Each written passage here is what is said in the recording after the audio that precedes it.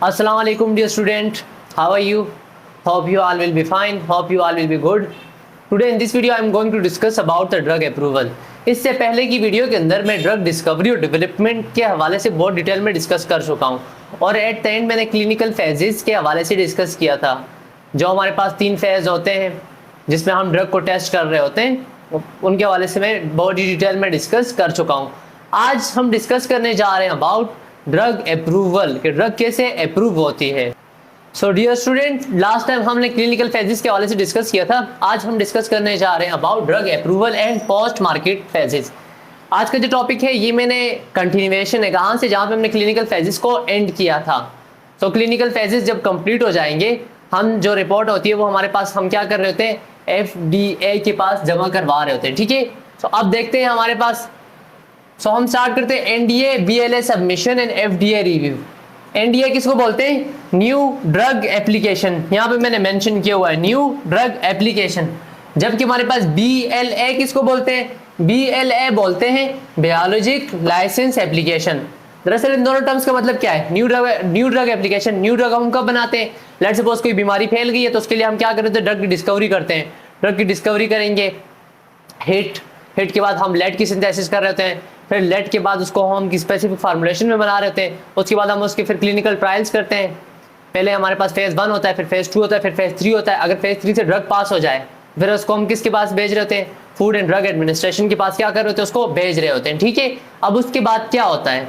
अच्छा, एक तो हमारे पास आ गया न्यू ड्रग एप्लीकेशन, दूसरा हमारे पास क्या है? Biological licence application.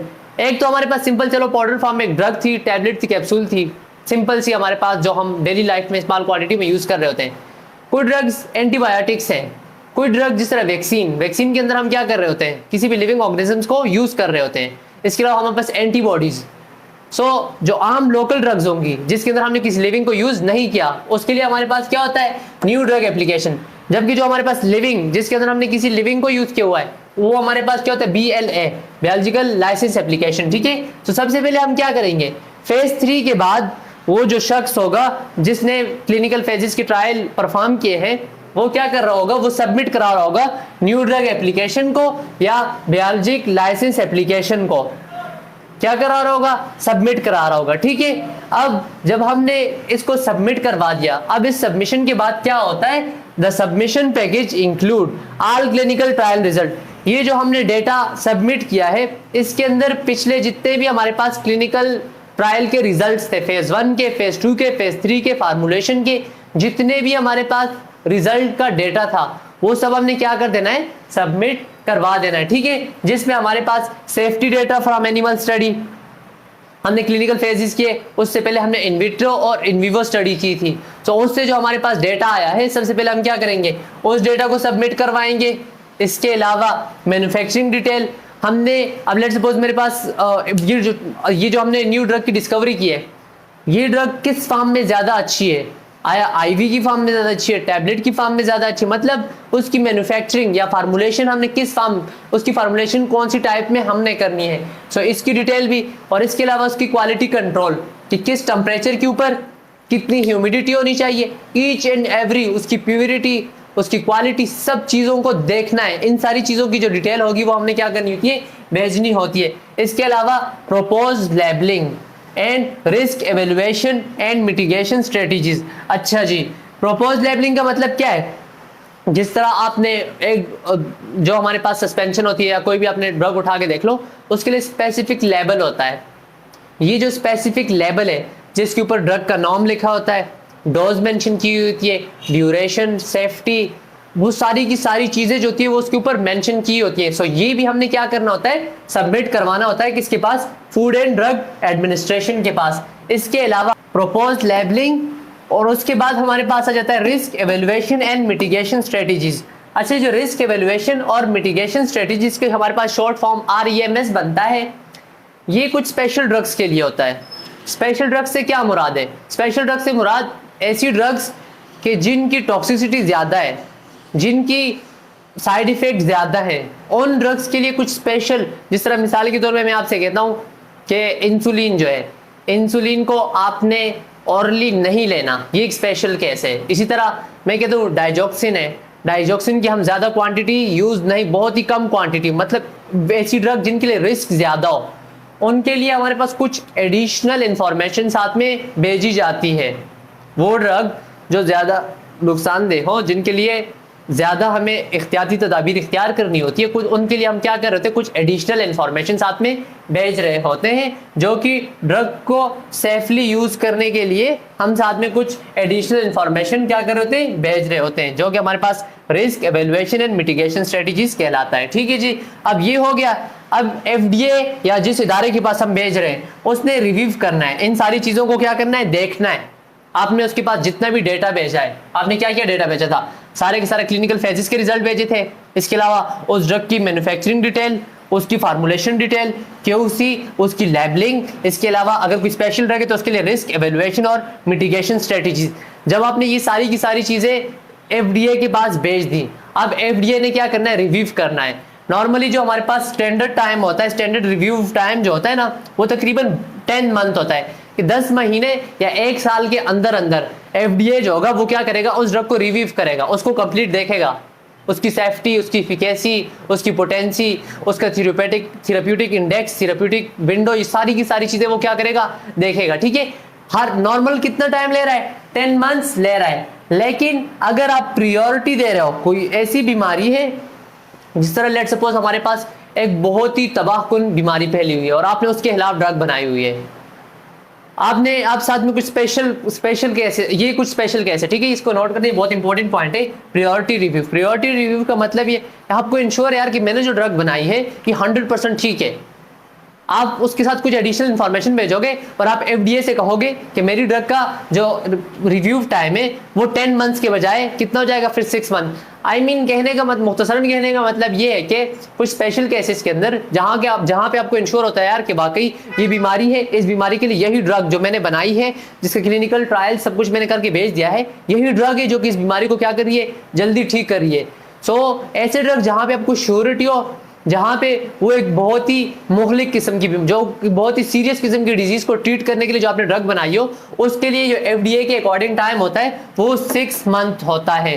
6 महीनों के अंदर अंदर FDA जो होगा वो आपको कंप्लीट रिव्यू लेके आपकी ड्रग को मार्केट के अंदर लॉन्च करने की इजाजत देगा या नहीं देगा। तो ये हमारे पास FDA के रिव्यू के ऊपर डिपेंड करता है। और ऑलरेडी लास्ट टाइम मैं डिस्कस कर चुका हूं कि हमारे पास फेज 3 से 25 to 30% ड्रग्स जो होती है जो कि हमारे पास FDA एक्सेप्ट करता है, 25 to 30% को क्या करता है, एक्सेप्ट। बाकी जो हमारे पास 70% ड्रग होती है वो फेज 3 से क्या हो जाती है, फेल हो जाती है। सो इससे आगे डिस्कस करते हैं। ओके डियर स्टूडेंट, तो अभी हम डिस्कस करते हैं फेज 4 को। ठीक है, आप क्या हो गए कि फेजेस के ऊपर ही सारा टाइम वेस्ट होता जा रहा है। फेज 4 बहुत इंपॉर्टेंट फेज होता है। दरअसल फेज 4 के अंदर हमारे पास पोस्ट मार्केटिंग सर्वेलेंस हमने देखनी होती है। ठीक है, अब इस बात का मतलब क्या हुआ, अब हमने ड्रग क्या कर दी, मार्केट में लॉन्च कर दी। अब ऐसा तो नहीं कि ड्रग लॉन्च करके छोड़ दी, ऐसा तो नहीं है। ऐसी बहुत सारी ड्रग्स हैं कि जो मार्केट में आने के बाद भी FDA के ज़रिए डिसअप्रूव हुई हैं। मार्केट में आने अब क्यों है, मतलब वो क्यों जो थी बंद कर दी गई, बैन क्यों की गई, क्योंकि उनकी वजह से साइड इफेक्ट बहुत ज़्यादा हो रहे थे, उनकी वजह से डेथ रेशो बढ़ती जा रही थी, उनकी वजह से ऑर्गन डैमेजेस बढ़ते जा रहे थे। फिर FDA ने क्या किया कि ड्रग को जब अप्रूव किया तो उसके बाद भी ड्रग वो मतलब निगरानी कर रहा होता है, साथ में देख रहा होता है। तो दरअसल ये जो वर्ड सर्वाइलेंस है, इसका मतलब क्या होता है, निगरानी। मार्केट में ड्रग का इशू करने के बाद, रियल वर्ल्ड में ड्रग को इशू करने के बाद भी FDA क्या कर रहा होता है, उसकी निगरानी कर रहा होता है, देख रहा होता है कि इस ड्रग की वजह से कोई साइड इफेक्ट, टॉक्सिक इफेक्ट तो नहीं आ रहे। ठीक है जी, after approval drug enter into phase 4। अब जैसे ही ड्रग अप्रूव हो गई, FDA के द्वारा अप्रूव हो गई, अब जब अप्रूव हो गई तो उसके बाद ड्रग इंटर हो जाती है किसमें, फेज 4 में, जहाँ पे ड्रग रियल वर्ल्ड से उसका वास्ता पड़ता है, जहाँ पे रियल वर्ल्ड में लोग उनको क्या कर रहे होते हैं, यूज़ कर रहे होते हैं। जिस तरह हमारे पास डेली लाइफ में हम डेली बेसिस पे जो टैबलेट्स ड्रग्स नहीं यूज़ कर रहे, अब एक ड्रग बनाई थी, FDA ने क्या कर दी, अप्रूव कर दी, सारी दुनिया के अंदर वो ड्रग फैल गई, सारी दुनिया के लोग उसको क्या कर रहे हैं, यूज़ कर रहे हैं। ठीक है जी, अब हमने ड्रग को यूज़ तो हम कर रहे हैं, लेकिन FDA देख रहा होता है, क्या क्या देख रहा होता है, इस मॉनिटरिंग के अंदर क्या क्या चीज़ें होती हैं, मतलब इस निगरानी के अंदर क्या होता है सबसे पहले रिपोर्ट्स वाई मेड वॉच। सबसे पहली बात क्या है, इसमें हमारे पास कुछ रिपोर्ट्स दे रहे होते हैं मेड वॉच के जरिए। मेड वॉच दरअसल क्या है, ये FDA की सेफ्टी, मतलब ये FDA का एक सेफ्टी और रिपोर्टिंग प्रोग्राम है, ठीक है। मेड वॉच क्या है, हमारे पास FDA का एक सेफ्टी या reporting programme, FDA safety and reporting programme, जो कि FDA को इस हवाले से इंफॉर्मेशन दे रहा होता है कि ये जो ड्रग दुनिया के अंदर दी हुई है, लोगों ने यूज़ की हुई है, आया इसकी वजह से कोई एडवर्स इफेक्ट आ रहे हैं या नहीं आ रहे, इसकी वजह से कोई ऑर्गन डैमेज हो रही है या नहीं हो रही, या इसकी वजह से कोई एडिशनल फ़ायदे हो रहे हैं या नहीं हो रहे हैं। सो रिपोर्टिंग कौन कर रहा है, मेड वॉच। और इसके ऊपर किसी ने अगर फॉर्म सबमिट करना हो तो दरअसल ये एक वेबसाइट है, उस वेबसाइट के ऊपर कंप्लीट एक फॉर्म होता है, वो फिल करके आप जैसे सबमिट करोगे सो आपकी रिपोर्ट जो होगी वो FDA के पास पहुंच जाएगी।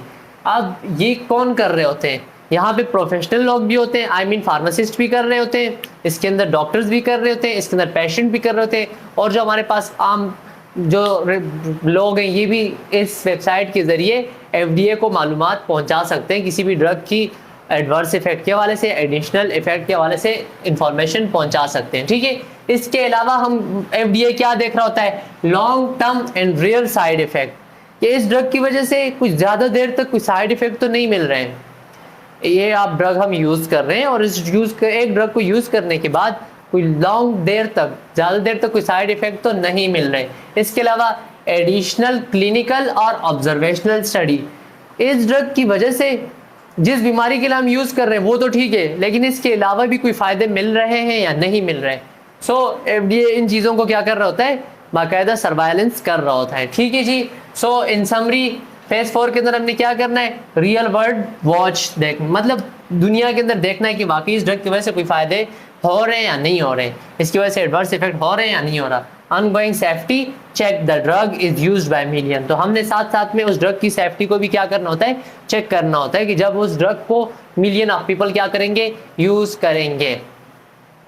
एक पॉइंट दूसरा बाकी रह गया है, अभी मैं उसको डिस्कस करता हूँ, उसके बाद हम लेक्चर को वाइंड अप कर लेते हैं।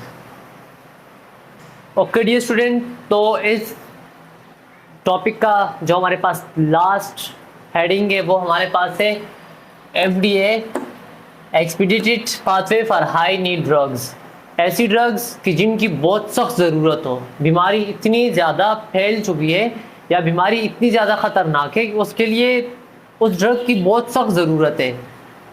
तो उसके लिए FDA जो होगा, आपको जिस तरह मैंने लास्ट टाइम मैंने डिस्कस किया, क्लिनिकल फेजेस में कितना टाइम लग रहा था, ऑलमोस्ट कुछ में 1 साल, कुछ में 2 साल, कुछ में 3 साल, ऐसे तो ड्रग की डेवलपमेंट होते होते, उसकी अप्रूवल होते होते 8 से 10 साल गुजर जाएंगे, और 8 से 10 साल में मरीज़ बेचारे की हालत कहाँ से कहाँ तक पहुँच सकती है। सो कुछ ड्रग ऐसी होती हैं कि जिनका जो हमें बहुत जल्दी चाहिए, जिस तरह हमारे पास कोरोना 2019 में आया था, तो तब अब अगर हम उसके लिए किसी ड्रग की डिस्कवरी करते, उसकी डेवलपमेंट करते, उसकी क्लिनिकल फेजेस करते, ऐसे तो उसके ऊपर बहुत ज़्यादा टाइम लग जाता। आपने देखा होगा कि वैक्सीन जो था 2019 के एंड में आ गया था, डिफरेंट टाइप ऑफ वैक्सीन बनते जा रहे थे और आते जा रहे थे मार्केट में। तो इसका मतलब क्या हुआ कि कुछ ड्रग ऐसी हैं कि जिनके लिए हमारे पास इतना ज़्यादा वेट नहीं करना पड़ता। अब हम डिस्कस करते हैं कि FDA कैसे इंपॉर्टेंट ड्रग्स के लिए शॉर्ट टाइम के अंदर ही उनको अप्रूव करता है, ठीक है। So this special program aim to rush important drug for serious और life threatening disease to patient faster while keeping the same safety standard. अब ये जो एक्सपीडिटेड पाथवे, ये कुछ स्पेशल किस्म का प्रोग्राम है जिसका मकसद क्या है, टू रश बोलते हैं जल्दी से, इंपॉर्टेंट ड्रग्स फॉर सीरियस और life threatening disease to patient faster while keeping the same safety standard. Safety standard हमने सेम ही रखने हैं, क्लिनिकल फेजेस इसमें भी आएंगे, उसकी डेवलपमेंट, उसकी फार्मूलेशन, ये सारी चीज़ें इसमें भी चेक होंगी। लेकिन क्या होगा कि ये थोड़ा जल्दी होगा, इसके अंदर ड्रग की जो अप्रूवल होगी वो थोड़ी जल्दी होगी। लेकिन किस केस पे कि जब बीमारी बहुत ज़्यादा मुहलिक हो, बहुत ज़्यादा जानलेवा हो, बहुत ज़्यादा सीरियस हो, तो तब हम इस एक्सपीडिटेड पाथवे को अपनाते हैं, ठीक है, जिसमें हमारे पास 4 स्पेशल हमारे पास पाथवे आ जाते हैं। जिसमें पहला हमारे पास आ जाता है फास्ट ट्रैक। फास्ट ट्रैक जो होता है ना, for serious disease early positive result. अब एक बहुत ही सीरियस किस्म की डिजीज़ है और उसके लिए हम कोई भी ड्रग डिस्कवरी करना चाह रहे हैं, मैंने कोई कंपाउंड लिया, उसके मैंने क्लिनिकल फेजेस में देखा कि वो बहुत ज़्यादा अच्छा पॉजिटिव रिजल्ट दिखा रहा है, स्टार्टिंग में ही उसने बहुत अच्छा पॉजिटिव रिजल्ट दिखाया, तो तब हम क्या कर रहे होंगे, उसको जल्दी एफडीए क्या कर देगा, अप्रूव कर देगा। सो हमने क्या करना है, उसकी पूरे के पूरे डेटा को एफडीए के पास सबमिट नहीं करवाना है एक ही बार पे, हम उसके पीस सबमिट करवाते जाएंगे। क्लिनिकल फेजेस के मैंने जल्दी से क्लिनिकल फेजेस करवाया, उसका डेटा मैंने क्या कर दिया, एफडीए के साथ अप्रूव कर दिया। इसमें हमने एफडीए के साथ बार बार मीटिंग करनी होती है, एफडीए के साथ बार बार मिलना होता है। सो पहला हमारे पास क्या आ गया, फास्ट ट्रैक आ गया। दूसरा हमारे पास है ब्रेक थ्रू थेरेपी। अब ब्रेक थ्रू थेरेपी जो होता है ना, इसमें वो ड्रग जो सिग्निफिकेंटली इंप्रूव करती है अर्ली ट्रायल्स के अंदर ही, ऐसी ड्रग कि जिनको हमने क्लिनिकल ट्रायल्स के स्टार्टिंग में ही मैंने देखा, फेज 1 में, फेज 2 में, फेज 3 के अंदर ही मैंने देखा कि ड्रग बहुत अच्छा रिजल्ट दे रही है, बहुत जल्दी ही उस बीमारी को क्या कर रही है, ठीक कर रही है। सो इसकी वजह से इसको हमारे पास fast track plus extra support मिलता है। एक्स्ट्रा सपोर्ट कौन दे रहा होता है, ये जो एफडीए के लीडर्स हैं, जो एफडीए को चला रहे हैं, तो वो कुछ एक्स्ट्रा सपोर्ट देके इसको जल्द अज जल्द अप्रूव करवा देते हैं। ठीक है जी। तीसरा हमारे पास आता है प्रायोरिटी रिव्यू। ये ऑलरेडी मैं प्रीवियस डिस्कस भी कर चुका हूँ कि वो ड्रग जो किसी भी सीरियस किस्म की डिजीज़ को ठीक कर रहे हैं, सो वहाँ पे हम स्टैंडर्ड टाइम नहीं लेते रिव्यू के लिए। रिव्यू के लिए नॉर्मली कितना टाइम था, 10 मंथ थे, लेकिन अगर वो ड्रग किसी सीरियस बीमारी को ठीक कर रही है तो तब हम 10 मंथ तक इंतजार नहीं करेंगे, 5 से 6 मंथ के अंदर अंदर ही वो क्या हो जाती है, एफडीए के जरिए अप्रूव हो जाती है। ठीक है, normally 10 month but cut off to 6 month that are better than existing one. वो ड्रग जो ऑलरेडी मौजूद थी और आपने भी जो बनाई ये ज़्यादा अच्छी है उनसे, तो तब उसके लिए फिर हमारे पास 6 महीने के अंदर वो क्या हो जाती है, अप्रूव हो जाती है। And the last one is accelerated approval. वो ड्रग जो कि हमारे पास अर्ली बेस्ड मार्कर में ही, मतलब स्टार्टिंग में यूज करते ही क्लिनिकल फेजेस के अंदर ही उसने बहुत अच्छा रिजल्ट दिखाया। जिस तरह मिसाल के तौर पे मैं कहता हूँ लाइक ट्यूमर श्रिंकेज है, उसने एकदम से एक ट्यूमर बना हुआ था, एकदम से उसने ट्यूमर को क्या कर दिया, सुखा दिया, श्रिंक कर दिया। तो ऐसी ड्रग के लिए हम क्या कर रहे होते हैं, एक्सेलरेटेड अप्रूवल जो होती है इनके लिए भी हम क्या कर रहे होते हैं, एफडीए एक्सपीडिटेड पाथवे को अपनाते हैं। बाद में हम इसकी क्लिनिकल ट्रायल्स, ये कंप्लीट जो प्रोसीजर थे इसको फॉलो करेंगे, लेकिन इस ड्रग की अप्रूवल जो होती है वो जल्दी हो रही होती है। तो डियर स्टूडेंट, यहाँ पे आके ये टॉपिक खत्म हो जाता है। ये टॉपिक बहुत ही लेंथी था, इसको नोट कर लो, बार बार रिवाइज करो। होप आपको ये टॉपिक समझ में आया होगा। अगले लेक्चर तक के लिए मुझे इजाज़त दे। अल्लाह हाफिज़।